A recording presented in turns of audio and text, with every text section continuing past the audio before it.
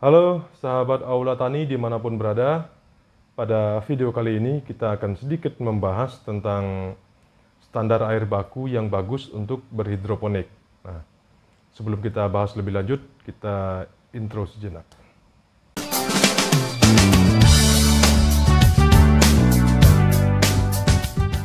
Nah, yang dimaksud dengan air baku ini adalah air yang mana nanti kita gunakan untuk berhidroponik. Sebenarnya tidak ada acuan pasti air yang bagus itu air yang kayak gimana, air yang ppm-nya berapa, itu sebenarnya nggak ada. Jadi yang air yang paling bagus untuk berhidroponik adalah air yang TDS-nya serendah mungkin. Nah, artinya apa? Jika airnya itu semakin rendah ppm airnya, semakin rendah juga mineral yang terkandung di dalamnya. Kan kita nggak tahu ini, misalnya kita punya air baku 50 ppm misalnya. Nah, dalam 50 ppm ini kandungan unsur yang terkandung di dalamnya itu kita nggak tahu. Untuk mengetahuinya kita harus uji laborat yang lumayan memakan biaya. Nah, itulah kenapa dalam berhidroponik kita harus mencari air baku itu ppm-nya serendah mungkin. Sebenarnya ada beberapa sumber air baku yang bisa kita gunakan untuk berhidroponik. Yang pertama adalah air sumur.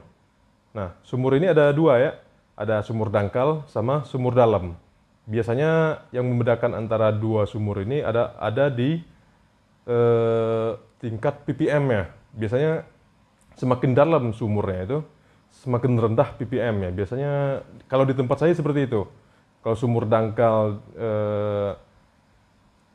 yang sumur dengan kedalaman 10 meter itu masih dapat 200 ppm-an. Tapi kalau sumur bor yang kedalamannya hingga menyentuh 50 meter seperti di tempat saya, itu ppm-nya sekitar 64.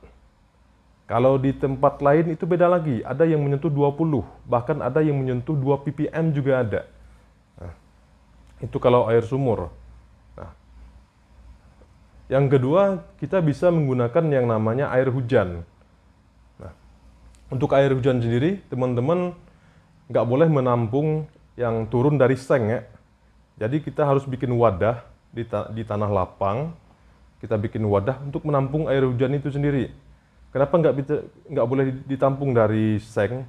Misalnya air hujannya itu turun melewati seng, terus kita tampung, biasanya ada partikel di seng itu dibawa bersama air hujan.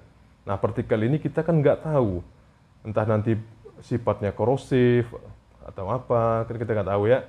Nah, yang ketiga, kita bisa menggunakan sumber air baku dari air PDAM, air PDAM. Ya. Nah, untuk air PDAM sendiri, teman-teman perlu ketahui bahwa di dalam air PDAM itu terdapat yang namanya klorin. Nah, tentunya klorin ini menurut referensi yang saya baca itu bisa merusak unsur nutrisi AB mix. Nah, bagaimana cara kita menggunakan air PDAM? Air PDAM-nya itu kita tampung dulu, misalnya dalam ember. Kita tampung, diamkan selama 24 jam agar klorinnya mengendap ke bawah. Nah, setelah klorinnya mengendap ke bawah, ambillah air bagian atas.